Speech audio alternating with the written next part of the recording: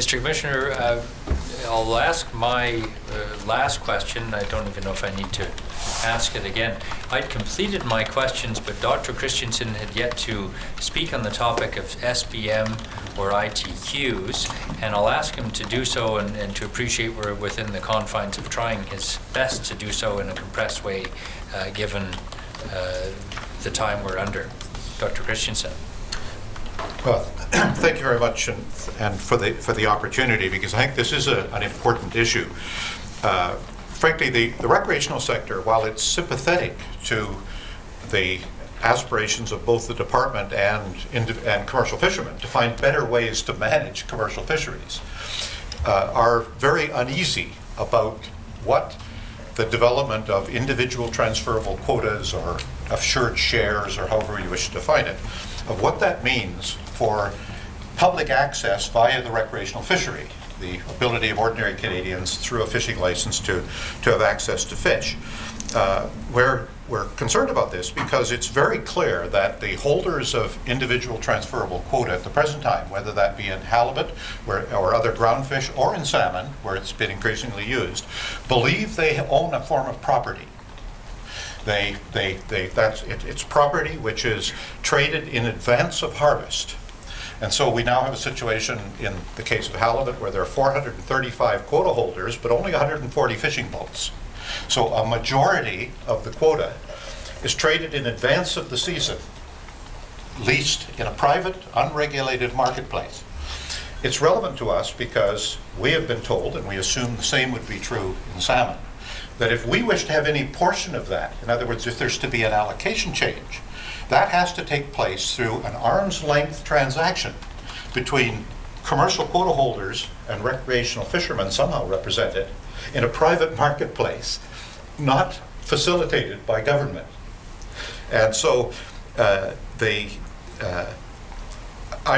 it seems to me that it raises some fundamental issues, and in particular in the context of a recent Supreme Court decision, 2008, by Justice Binney, the Saunier case, Saulnier.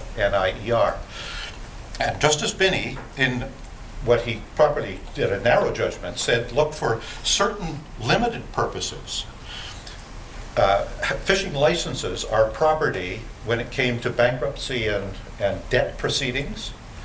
But in fact, he said that he had been asked by the Attorney General not to go beyond that because, presumably, if you broaden that definition of property, you may be, in fact, infringing on the minister's absolute discretion over allocation. And in fact, he says in his judgment, if the question were whether a fishing license is a profita prendre, the answer would almost certainly be no. But that is not the question. He wasn't asked that question. But he then went on to say that, and it's clear that why he said the answer would be no, because a profita prendre is usually defined, as I understand it, and I'm not of a legal training, but as the right to take something such as trees or fish from property owned by someone else. Now, in the case of fish, the Supreme Court has said these are common property resources belonging to all people of Canada.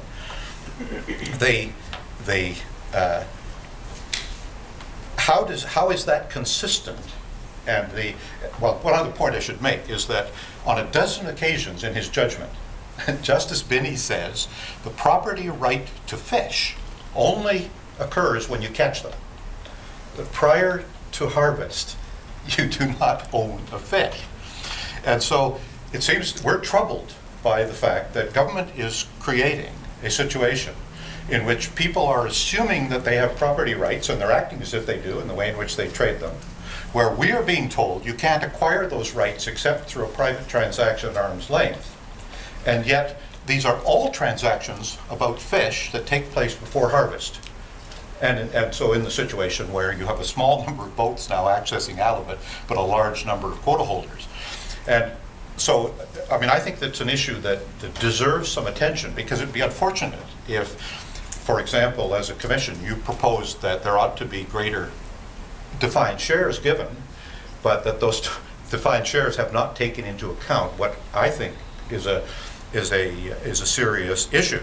There are two other reasons, though, why we would like the Commission to think about this. One is that there has been introduced into evidence a paper called The Elephant in the Room, and another document from EcoTrust Canada, which comes to the conclusion from academics that the current quota management system is, and I'm quoting, limiting efficiency, stifling innovation, and causing financial hardship. The argument being that what's happened is the ownership of the resource and the greatest ability to benefit from it is being transferred from harvesters to speculators, whose only role in life is to lease out their ownership of these fish at the greatest benefit to themselves, and obviously at the highest cost to the harvester, who has to pay that cost. The issue also, I think, deserves attention because of what appears to be a fundamental difference between the policy being pursued by government on the west coast of Canada and on the east coast. And again, the fisheries minister and her predecessor have both made clear that it is the policy of the new government of Canada, and I'm quoting, quote, to support the owner-operator principle, and quote, to end policies that move the wealth generated from the fishery from those who actually fish. And yet, in another document that was tabled with the Commission a couple of weeks ago, and this is the fisheries minister's press statement with respect to halibut allocation that was entered into, I have the number, but I'm sure you can find it quickly. 496. In that one, part of the information document asks the question, is the government of Canada concerned that quota is owned by people who don't fish? And the answer, there isn't an explicit response to the question the government posed itself, but since the purpose of the document is to say that the only way that halibut can move from one sector to the other is if the sectors at arm's length conduct a private marketplace arrangement to let that happen. And so, in fact, the department is approving the ownership of quota by non-fishermen and telling us that the only way that we could actually increase our share is by buying it from presumably those non-fishermen into our sector. So, I mean, I'm troubled by that difference, but this is a big country and policies often are not the same on each coast. But I do think that there is an issue here which, if the Commission, given that you have the ability to look at this in more detail, and certainly, Commissioner, from your own background, I think that you would be doing a service were you to satisfy everyone that the basis upon which these assured shares are now being developed and defined was one that is defendable within government, within the statutory realm over the long run. Because it does seem to me that if the minister herself is saying that the only way allocation can change is by private transactions between third parties at arm's length from government in an unregulated marketplace, then the minister may in fact be confessing that her allocation authority under Section 7.1 of the Fisheries Act has been fettered. Because certainly that's the way it appears to us. So I don't want to abuse this process by one that has relevance to us in other contexts. But I do think that it's a key question because it is clearly the current policy of government to try and move as many commercial fisheries as possible into the paradigm that now exists with respect to halibut. Thank you for that perspective. Mr. Commissioner, that concludes my questions. Mr. Lowe's is next on the list, please. What's his time estimate? I have it as 20 to 30, and I'm hoping that of these estimates, people are at the lower end. I think we'll be okay if we're on that premise. J.K. Lowe's for the BC Wildlife Federation and the BC Federation of Drift Fishers. Each one of you gentlemen at the outset described yourself as an enthusiastic angler. What is it that you get out of angling? Well, speaking personally, I believe that angling, like gardening and hunting, is somehow connected to my genetic background as a hunter-gatherer. This is my ability to gain satisfaction from the acquiring of food. I am primarily an angler who fishes to catch something to eat. I am not a practitioner. I recognize other people take a different view, but for me, angling is partly that, and it's partly the opportunity in an environment that's unparalleled anywhere in the world to get out on the water and be part of that natural environment. That's what we tried to say in our vision document. Yes, and Jeremy? Well, much the same. I do, more than Jerry, like being honored by the water simply for the ability to be out in that environment and to go fishing, the act of fishing, whether I'm successful or not, and whether I keep anything or not. But it's just a wonderful place to be for me. And Mr. Kwok? I think my position has probably changed some over the years. When I lived in Alberta and was still working, I came to British Columbia every year for a minimum of 6 weeks, and we would fly fish for pinks, either in the Campbell River area when it was a dominant year there, or then in the Harrison system when it was a dominant year on this side of the ocean. And I never ever killed a fish. It was strictly the fun of being able to put a fly in front of a fish so that it would bite, I thought, and I would catch it and gently release it. Sometimes take a picture, although I never even took very many pictures. My wife hates fish to eat, so although I kind of enjoyed them, it was decided that I probably wouldn't keep any. Then when I moved to Chilliwack some 12, 13 years ago now, I quickly discovered that it wasn't really an art. It was actually pretty easy to do. The fish, generally sockeye, weren't really biting, and in actual fact I was probably flossing the fish with my sinking tip fly line.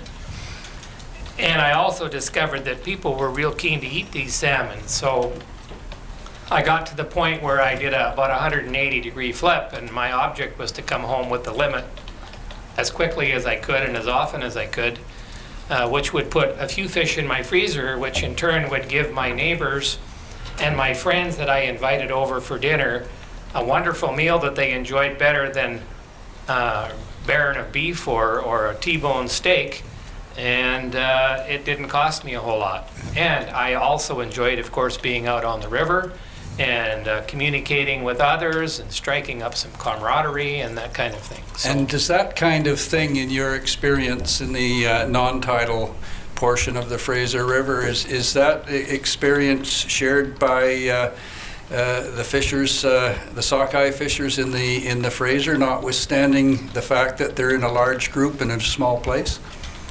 well, let me illustrate that with 2 examples.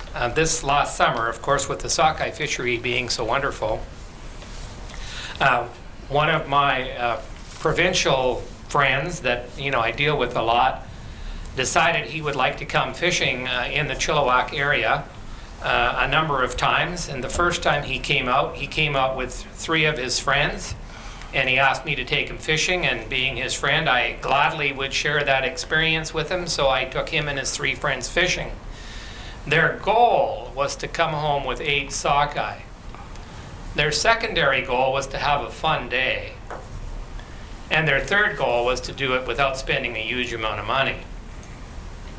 They fulfilled that first goal in the first 15 or 20 minutes of the fishery, but they'd driven out all the way from Richmond to way upriver from Island 22 and would have been done in 15 or 20 minutes. Now, they didn't really want to go home right away, but they also, with this conservation idea, had sort of a sense of, well, we can't keep doing this all day. So what we did was I put my fishing rod away, because I had my 2 fish as well, and I stood alongside of them, and as they caught a fish, I would immediately grab the leader. We increased the leader strength so that I could do that, and then we would release the fish back into the river so it never ever touched dry land.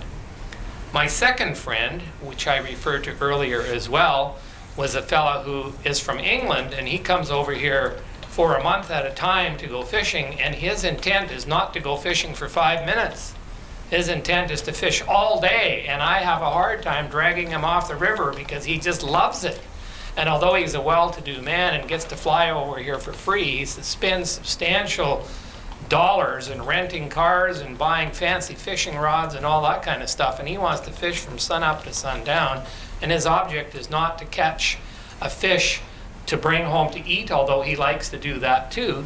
His goal is to beat me or to beat others that are fishing alongside of him.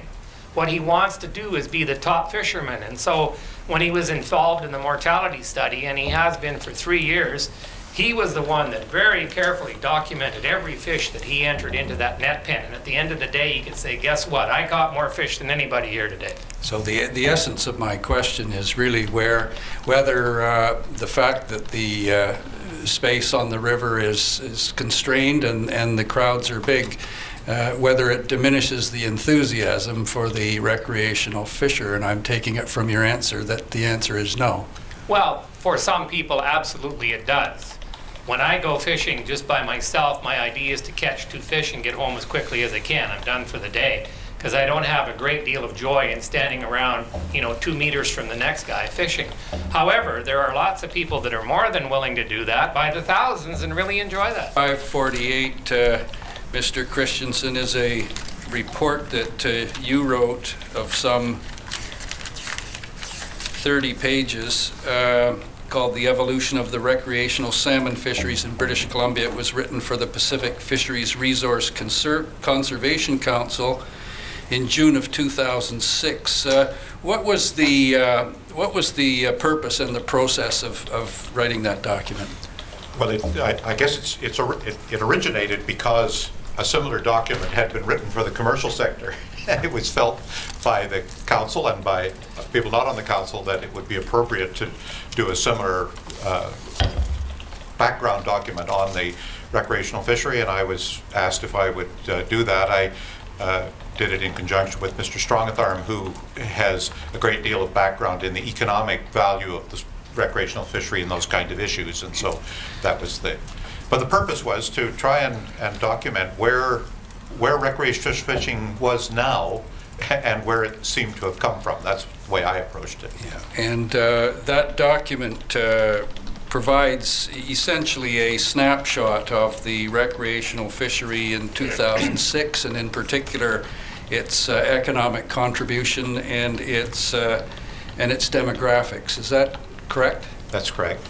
And one of the documents that you relied on for some of the numbers is a document, I believe, called the Final Report, British Columbia Seafood Sector and Tidal Water Recreational Fishing, a Strengths, Weaknesses, Opportunities and Threats Assessment prepared for the BC Minister of Agriculture, Food and Fisheries, prepared by Mr. Gislason in February 2004. Is that correct? That's correct. And that's, I think it's number 4 on the Canada's list of documents. I wonder if that might be marked as an exhibit. You relied on that document in part for some of your numbers? I certainly did. Thank you. The exhibit number 550. And the 2 documents then, the 2004 document and the... Sorry to interrupt. I just want to make sure we have the right document at hand, because I think number 4 of Canada's documents for this panel may relate to the certified tidal angling guide. It may be from a different list or one that was for the recreational management panel. It may be the list for the management panel. I've got February 23rd. I just want to make sure we have the right document here. A February 23rd letter. Mr. Lund, it's Recreational Fisheries Management Panel. Thank you. 4. Now, on an order of magnitude basis, has there been any substantial change in either the demographic or the economic information since June 2006? I don't believe so. I think that this of course was a SWOT analysis, so it wasn't specifically aimed primarily at the economic question. However, since 2004, this same part of government has been preparing regular updates of economic value of fisheries in British Columbia. And in fact, moving them from an expenditure basis, which was the traditional way of judging the value of recreational fisheries, to a gross national product basis. And it's on that, all of those reports in recent years have come to the same conclusion. That is, the recreational fishery in both its saltwater and freshwater environments in British Columbia constitutes around 40% of the total economic value of all fisheries to British Columbia, including agriculture.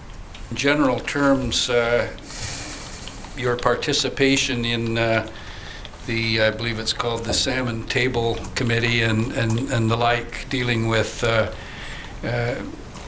conflict, real or potential, on the river. Could you just flesh that out a little bit so that we can get a picture of what the conflict was about, what it was like, what the process is, and how and its impact in dealing with that conflict? Sure.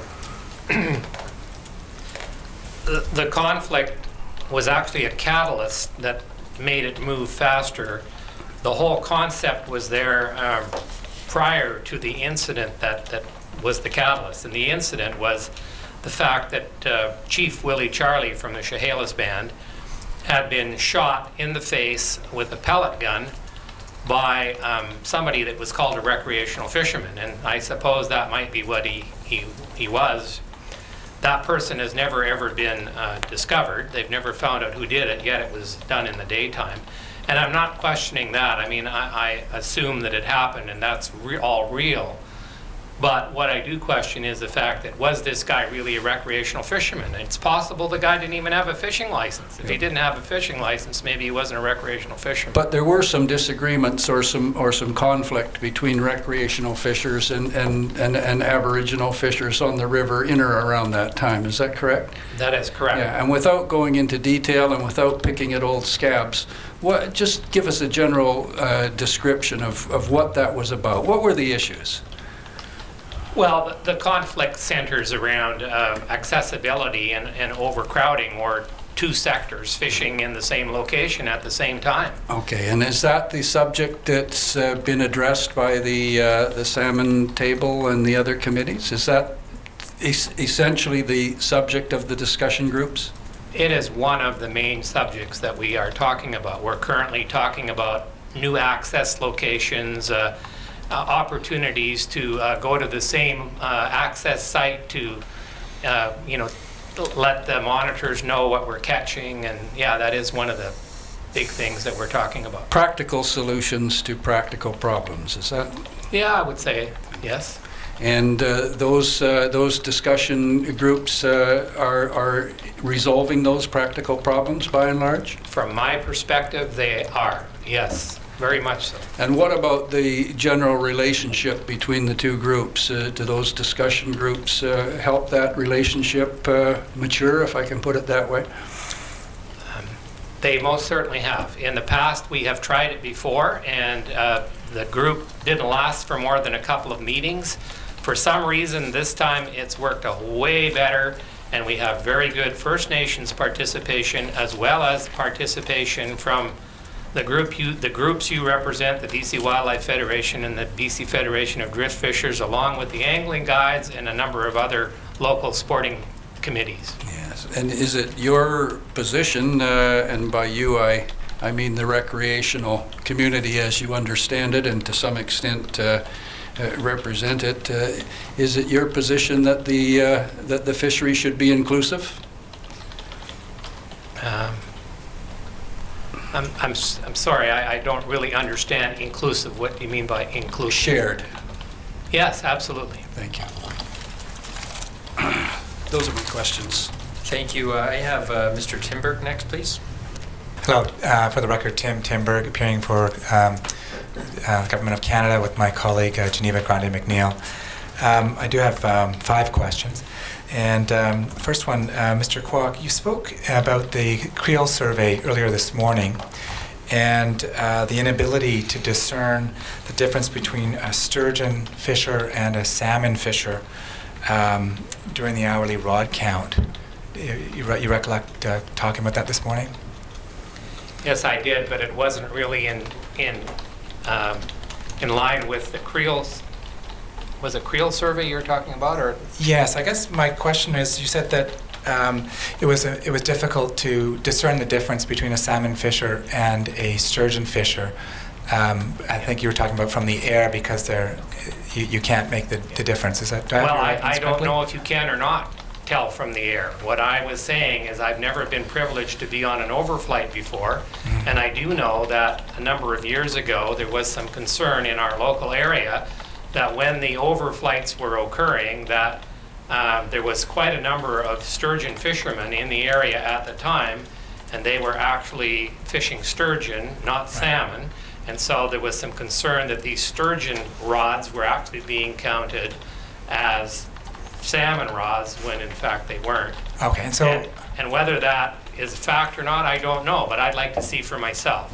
Okay, and I just wanted to clarify that when you catch sturgeon, when you're going fishing for sturgeon, you do that from a boat. Isn't that correct? You don't do it from the shore?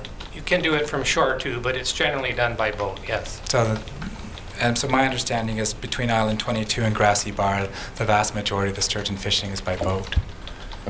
Would you agree with that? No, not at all. Okay. The sturgeon fishery goes on from right at the estuary in the marine waters right up to the Coquihalla and further, up Hope, past Hope.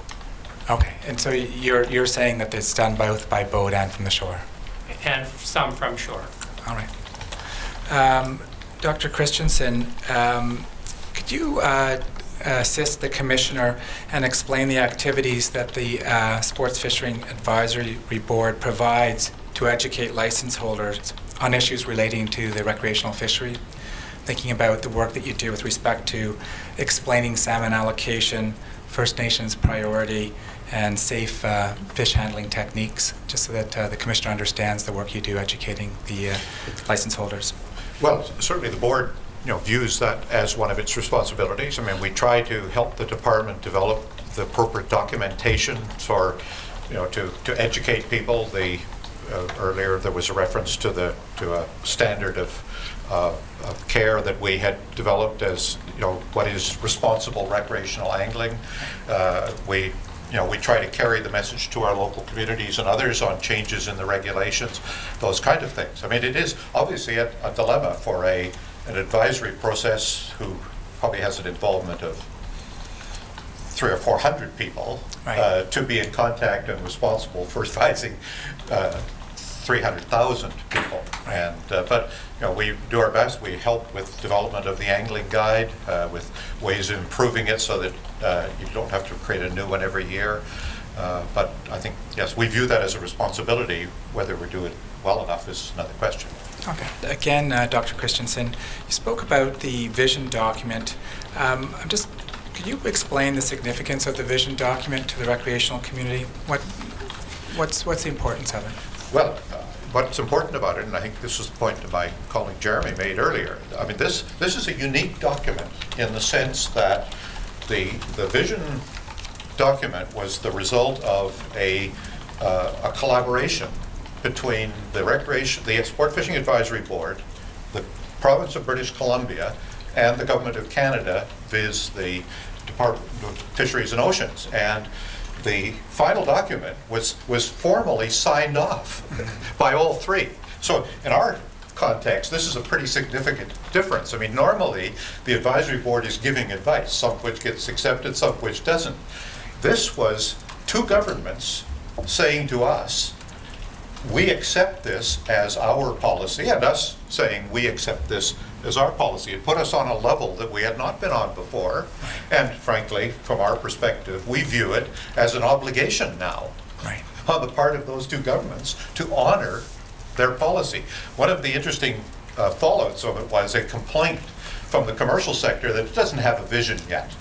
And I would simply applaud that they could do the same as we do and develop this. We drafted it, it went to public consultation, it was allowed out for First Nations input, and it was eventually formally approved by both levels of government as well as ourselves. Right, thank you.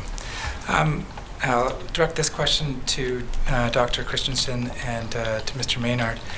What additional DFO resources would be of assistance to improve recreational fishery management? Well, I think as we've all talked this morning, Sorry, just to help, you spoke about catch monitoring this morning, and I was wondering if there was anything else besides catch monitoring. well, I think catch monitoring was at the top of the agenda because it is directly related to what we do. I mean, we're catching fish, they should be accounted for. So we believe that more resources need to be placed in that direction, and we think we should make a contribution to making that happen. Stock assessment is critical to us as well. Obviously, you cannot predict future harvests of whether it be sockeye or chinook or some other species unless you're doing adequate catch monitoring. And again, we believe that that's something to which we should be making a contribution. And I guess the third leg for us that's very important is the production of fish, namely hatchery operation and other enhancement techniques which help ensure there are more fish, and we think there should be more resources for those. We see the department being steadily compressed in terms of the resources available to it for those. We believe that we should take advantage of the large size of our community to provide resources for that. All we want to do is have some say in how it gets spent. Okay, thank you. And Mr. Maynard, do you have anything to add to that as to additional DFO resources that would assist the recreational fisheries? No, I think Dr. Christensen has described the 4 areas of specific interest. I'd provide an example on stock assessment, for example, if that was helpful. Coho used to be described, particularly when the Strait of Georgia recreational fishery was very strong through the 80s into the early 90s, as the bread and butter fish. That was the fish that, more than anything, that got people out on the water. We understand that for a variety of reasons, coho abundance, particularly in southern British Columbia, is not what it was. Since 1998, for the most part, anglers and commercial fishermen have not been allowed to keep wild coho. There are several what are called wild coho indicator streams, where the Department of Fisheries and Oceans has historically run counting fences to try and enumerate adult coho salmon coming back and out-migrating juvenile coho in the springtime. There used to be 2 in the Strait of Georgia, one on the Salmon River in the lower Fraser River area. Was eliminated several years ago as a result of loss of funding. And the remaining one is on Black Creek, which is between Campbell River and Courtenay on the east coast of Vancouver Island. We're now told that the funding for the Black Creek Wild Coho Indicator facility is very much in jeopardy. But the point I want to make is that that is the single indicator stream now on the inner south coast upon which DFO does stock assessment on wild coho. And if that's lost, then it's going to be very difficult to assess how the wild coho resource in the Strait of Georgia, for example, is doing. Right. And down the road, when abundance is rebuilt, that fishing opportunities may never occur as they did in the past for recreational fishermen, for commercial fishermen, First Nations fishermen even, if we don't know what that abundance is. And so it's a real concern. I mean, we're seeing incidences like this all over the landscape. There's this steady erosion of less and less activity, and those kind of things are fundamental to the good management of the fish resource and the fisheries that depend upon it. And could you tie that example then of the need for information on coho back to how the bycatch of coho may affect the sockeye fishery in the Fraser River?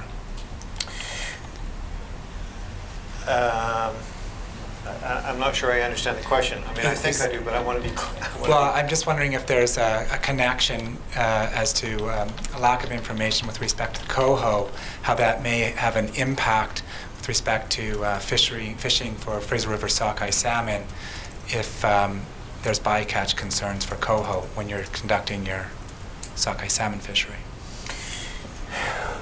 Well, the recreational fishery for Fraser River sockeye, as I explained earlier, is generally with this trolling technique with these flashers and hoochies. You may catch coho, both hatchery origin and wild coho, as a unintended consequence of fishing for sockeye. I think where the bycatch issue of coho and sockeye fisheries is more of a concern is in the larger commercial fisheries. Right. But like all fishing activity, fishermen of all kinds are being encouraged to be more selective. And so I know that from watching commercial fishing boats in their activities on the water, they spend much more time sorting through their fish, for example, and have revival boxes as a condition of license and that kind of stuff. All right. Thank you. I've got one final question then for Mr. Kwok and Mr. Maynard.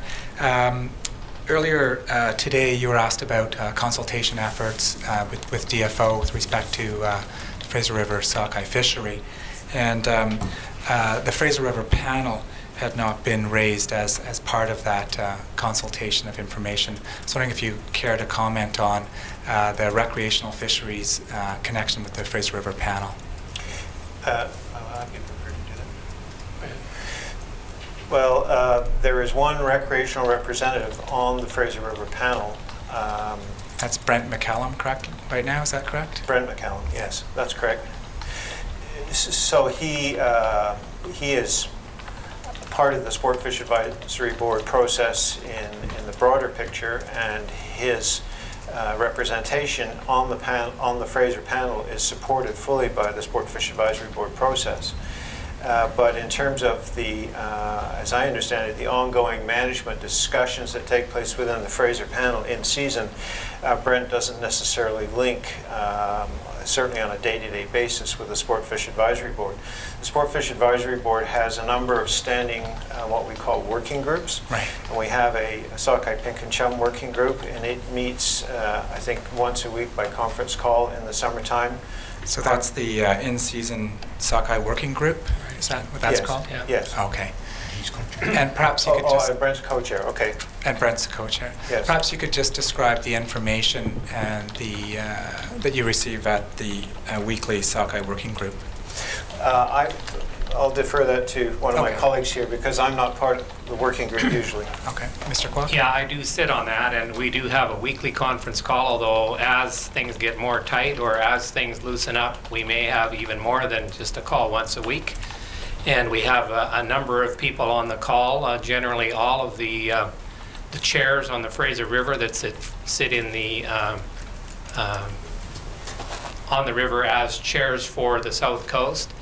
And there would have been a panel call earlier in the day or on Fridays, and they would have discussed a number of issues, and those issues would then be brought forward for us to look at and have some input on, and then decisions are made then based on what's being said and how it's being interpreted. And of course, where I sit, we're always wanting to get an opening, so a DFO on the other hand is also wanting to make sure that we don't overfish. So we have these active discussions, and ultimately we come to a reasonable conclusion. All right. Thank you. Those are all my questions. Timber, what's the exhibit number for the vision document that you referred to earlier? Yes, Mr. Commissioner, one moment, please. I think Ms. Grant will have that in just one moment. Is that the one up on the screen? Yes. 527. 5:27. Thank you very much. Thank you. Thank you. I have Mr. Tyzik for 5 minutes. Boris Tyzik for the province of British Columbia. Mr. Kwok, I just have a question to you, and you raised it in your testimony and in the questioning from Mr. Lowe's, and that relates to the tensions on the river and these different fora that were used, the ISDF. And when you referred to that in your testimony, you made a reference to Mr. Sigurdsson and Mr. Stewart. Those were the two leaders of the ISDF process? That is correct. Yeah. Now, would you consider that it would be positive for future relations between recreational fishers and the First Nations that sort of a process continue? From my perspective, in river, yes. Thank you. Those are my questions. Thank you. I have Ms. Reeves for 30 minutes. For the record, Reeves, R-E-E-V-E-S, initial C for the First Nations Coalition. You, Mr. Kwok, you talked a lot today about your work with the Fraser River Salmon Table, and I'm wondering what DFO's role or involvement was in that process of the river tables, Fraser Salmon River table. Okay, initially the directive came from Paul Sprout, who was the Regional Director General at the time, that if the sectors could get together and agree on something, it would make life a whole lot easier for him, because if we were asking for some resolve on something or wanting to do something constructive, if we had already bought in as a group, then it would be much easier for him to make a decision.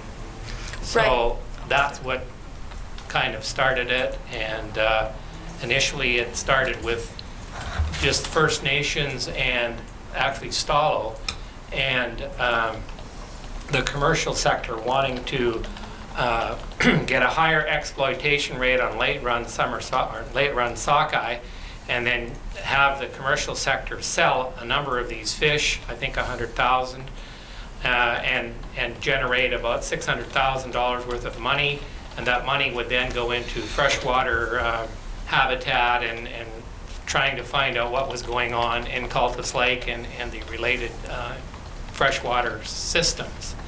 And that was successful, but then LaRock came along and froze the money, but that money has since been freed up in the right proportion or in a right fashion so that the Fraser River Salmon Table can use it, and that created other interests, and so the Fraser River Salmon Table Society spawned from that. When you were talking about both the Fraser River Salmon Table and the Integrated Salmon Dialogues, you indicated it would be nice to have more involvement from DFO, and I'm just wondering what you meant by that. How would you like to see their involvement increase? Well, I think one of the key things that we would like to see is more funding from DFO. Okay, thank you. My next set of questions is for Mr. Maynard. And we've heard this morning about and previous to this last week, about the growth of the recreational fisheries in BC, and that it includes novice anglers, or as Mr. Kwok also referred to some of them as quasi-rec anglers. Would you agree that a large proportion would be novice anglers, or some percentage? Well, certainly some percentage. I'm not sure I'd agree that a large portion of them are. And one of the initiatives the Sportfish Advisory Board has been involved in over the years is trying to encourage more participation by young anglers, because I think it's true to say that to a large extent there are fewer younger people entering into the recreational fishery than in decades past. And you know, you talked about the growth in the recreational fishery. I'm not sure that the numbers have so much grown in terms of participants. In fact, I think license sales will show that at times there's some significant dips. However, the geographic spread of the recreational fishery, more accurately, has changed. So whereas, as I said earlier this morning, a very high percentage up until about the 1980s took place in the Strait of Georgia, since that time, the amount of effort has increased significantly in other areas. But the absolute numbers of participants is not necessarily growing by leaps and bounds at all, and in fact in some years, and in fact for several years, sometimes has declined measurably. So effort is, you know, up and down, but it's not on a perpetual growth pattern by any stretch. Okay. And you also teach, I understood from your evidence this morning, that you teach an angling guiding course. Is that correct? Yeah, you know, I mean, it's just a one-week program. And so you'd agree then that educational programs are of benefit to not only new but all anglers, helps with fish identification, use of gear, and that kind of thing? Yes, education programs of all kinds, whether they're, you know, in a formal program like that, or whether it's just good quality information that's put readily at hand to anglers, particularly beginning anglers. And as I understand, and if you could say if this is correct or not, there is no mandatory requirement, though, for a recreational angler to undertake any sort of education or testing before they acquire a license? That's correct. Okay, and can you tell us whether an angler who buys either a marine, well, I guess in your case you probably know most about the marine, or an in-river license is required to receive a copy of the tidal water fishing guidelines? Is that a requirement? I don't believe it's a requirement, no. That they're readily available, though. Government prints lots and lots of them, and there's piles of them in tackle stores, which is where most anglers buy their licenses. So if they don't have one, it's not because they're not available. Right, but it's not a requirement. No. Thank you. Mr. Christensen, you were talking about the Rec Vision document just earlier, and you talked about that the Rec Vision document went out to consultation with First Nations. Were you made aware of some of the concerns that First Nations had with that document? Yes, I was. And what were some of the concerns that you recall being raised? Well, there were concerns of which I was personally aware, both from attending some of the public fora in which First Nations expressed their views, but also some that were done in writing. I guess as one example, and I believe it's in one of the evidence documents, probably the one that you signaled, was that First Nations took issue with our use of the term common property resource to describe fisheries in Canada. And as I recall, the department's response to that, which we supported, was that that's the view of the Supreme Court of Canada, and so that's why the phrase had been used. But there were, I don't recall any substantive objections to the principles that were in the document.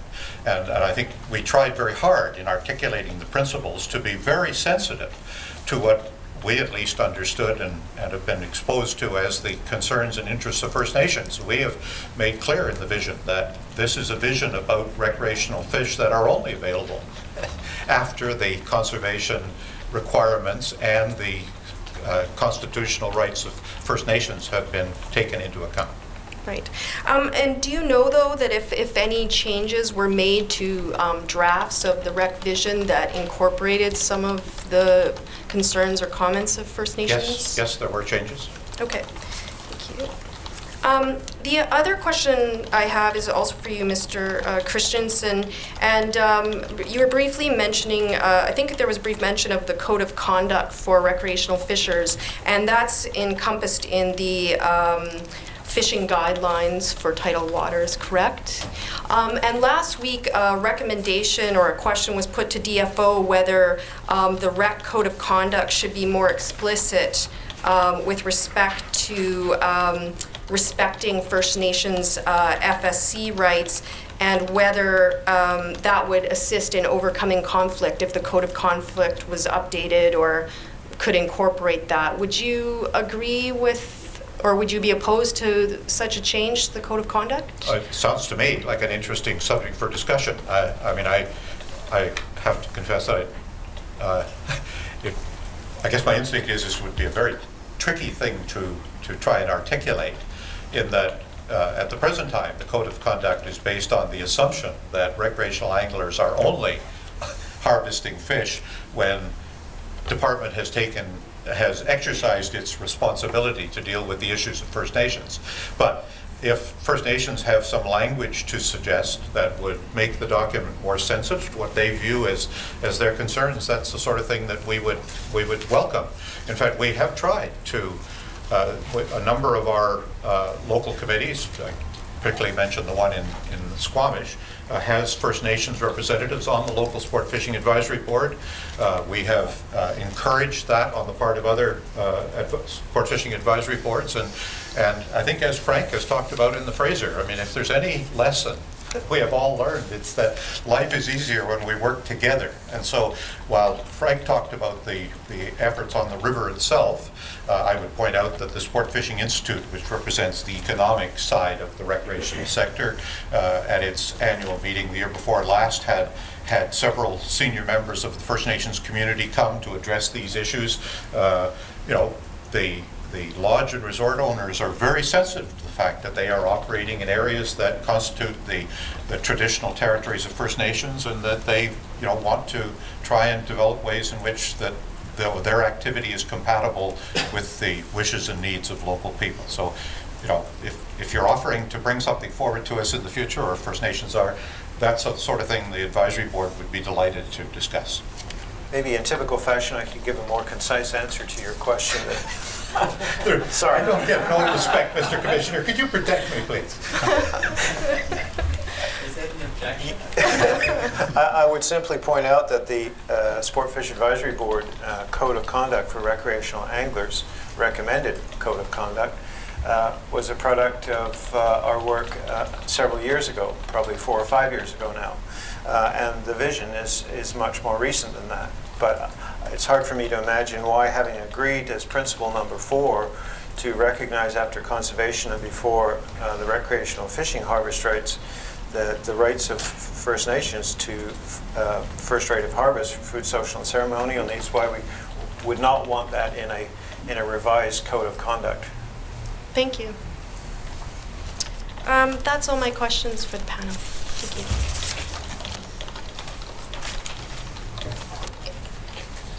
Thank you, Mr. Commissioner. I have last on our list, subject to Mr. Lowe's looking to re-examine on anything, Mr. Dixon. 15 minutes, thank you. Thank you, Mr. Commissioner. For the record, Tim Dixon for the Stalo Tribal Council and Cham Indian Band.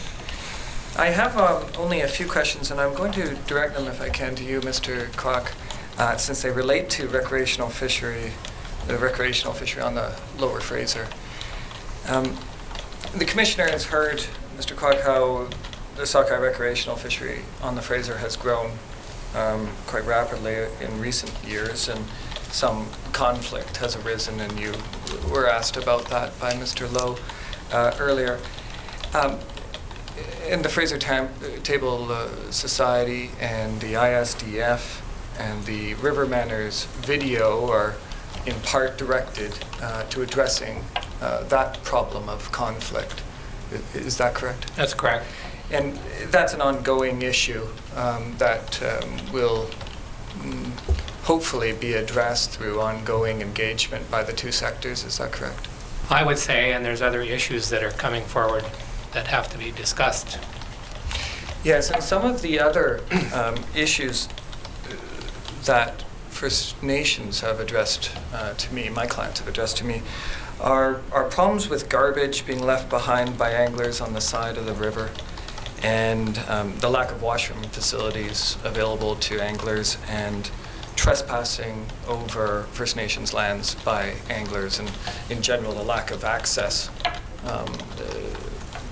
secure and contained access to the river. Do you agree that those are ongoing concerns with the recreational fishery? Yes, I would say they are, but I would like to comment on them, not just with a yes. Certainly.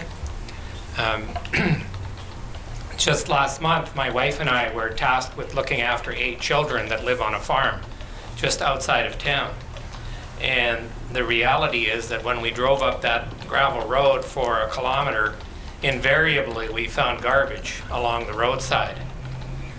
So the reason I bring that up is that garbage is not necessarily and always put out there by recreational anglers. We need to understand that we live in a society today where everyone is doing what is right in their own eyes, and they don't really care for the rest of the world, generally in an overview.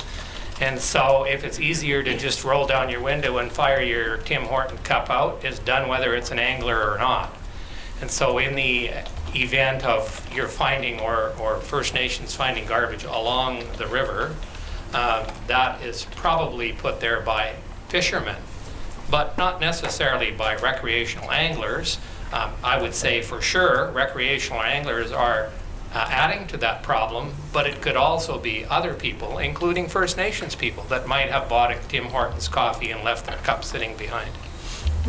And do you feel it is important that anglers play their role in addressing that problem of garbage? Absolutely, yes. And I take it that dealing with the garbage, having cleanup crews, perhaps having garbage cans, facilities of that kind, and addressing the other problems that I mentioned, the lack of washrooms, perhaps more boat launches and access trails and the like, all of that requires money. Is that correct? That is correct. And the panel has spoken some in favor of increasing licensing fees so as to generate more funding that they would like to see put to the regulation of the sport fishery. And the geographical focus of what we're speaking of the Lower Fraser, that's in the freshwater portion of the river, and that's under the provincial licensing scheme. Is that right? Is that your Once you get understanding? above Mission, yes, that's right, correct. And I raise that because the User Fee Act problem was noted, the Federal User Fee Act problem.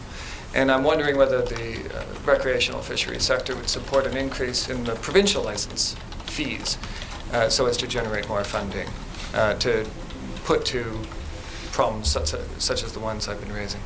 Well, I can't for sure speak about that because I haven't consulted with everybody, but I would guess, and guess pretty strongly, that there would be support for an increased fees in provincial licenses as well. As a matter of fact, there was a request to increase license fees so that more money could be put towards sturgeon, and that was readily accepted by the fishing community at large.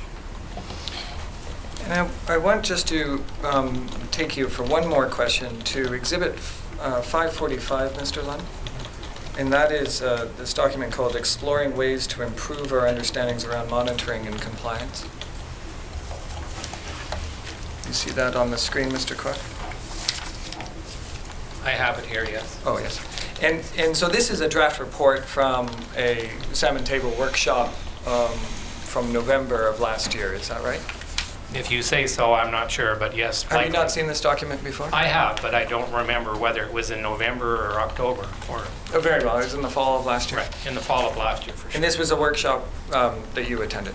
Yes. And I just want to take you to one passage and ask you for your view on it. It's at page 4, Mr. Lund, at the bottom.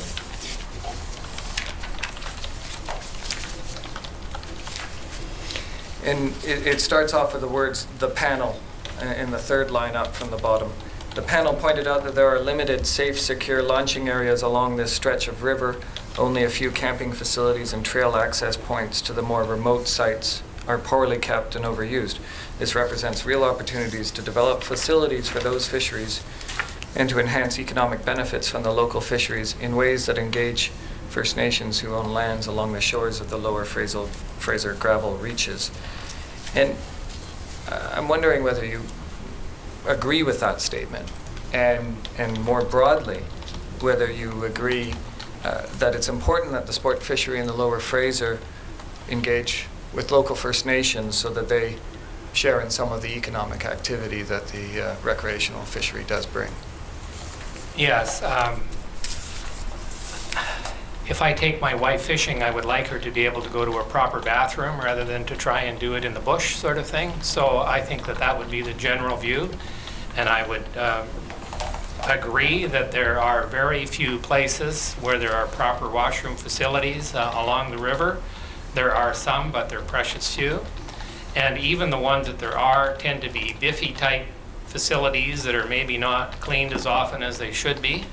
I can tell you that my wife and I actually ran the Island 22 boat launch one year, a number of years ago, not for the money, but specifically so that I could find out what was actually happening at that location and to discover what the deal was.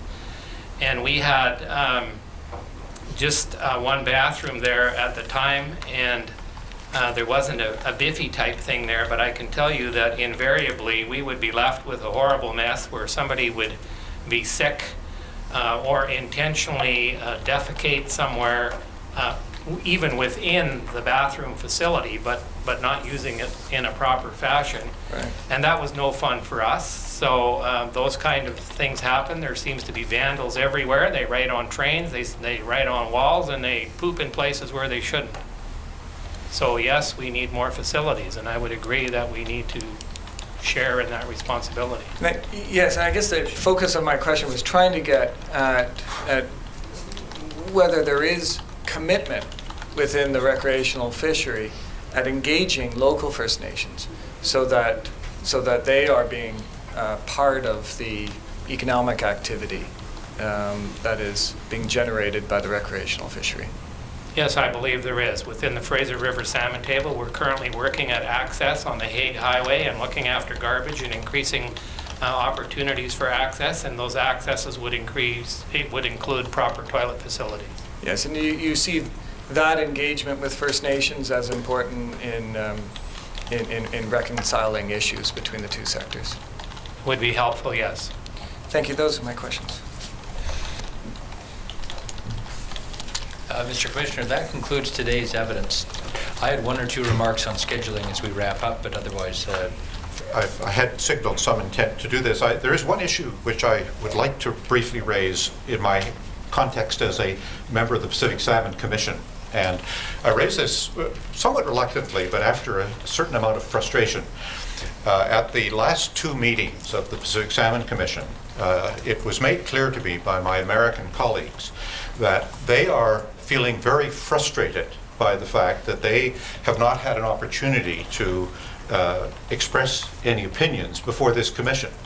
And these are people, many of whom have spent very many years in the co-management of the Fraser. And I think I understand part of the difficulty. I mean, we're talking about people who are not Canadians and a Canadian quasi-judicial process and so forth. But they have, I mean, I think that it would be helpful from the point of view of someone who will have to take responsibility down the road for the renegotiation of the Fraser annex of the treaty, and which had to delay because of the commission, it would be helpful if we were not facing colleagues who have felt that they didn't have any input into this process. And so I simply appeal to you to try and deal with that in some way. I partly raise it because I think it would be helpful when, in my last appearance, under cross-examination, Pat Matthews, in answering the First Nations Coalition, for example, suggested that it would be good if Canada replicated the American provisions whereby the tribes and the states are given vetoes within the process, so nothing goes forward unless they have all agreed. And he thought that it would be helpful if Canada was to do the same. And I would simply encourage you to ask if there is some way found to bring testimony from the United States, that you ask them that question as to whether they think it would be helpful to replicate that on the Canadian side. And I say that because it has been my strong experience that one of the reasons the commission process works is because Canada does not have those vetoes and thereby is in the position of having to find the common ground between the sometimes at odds entities on the U.S. side. But in any case, I apologize for having raised it with sort of out of context, but as now the longest serving member of the Pacific Salmon Commission, I think it would be very helpful if that opportunity was available. And Mr. Commissioner, I note that John Hunter is counsel for the Pacific Salmon Commission before you, and I can perhaps we can have this portion of the transcript provided to him. We'll do that, Mr. Commissioner. Thank you.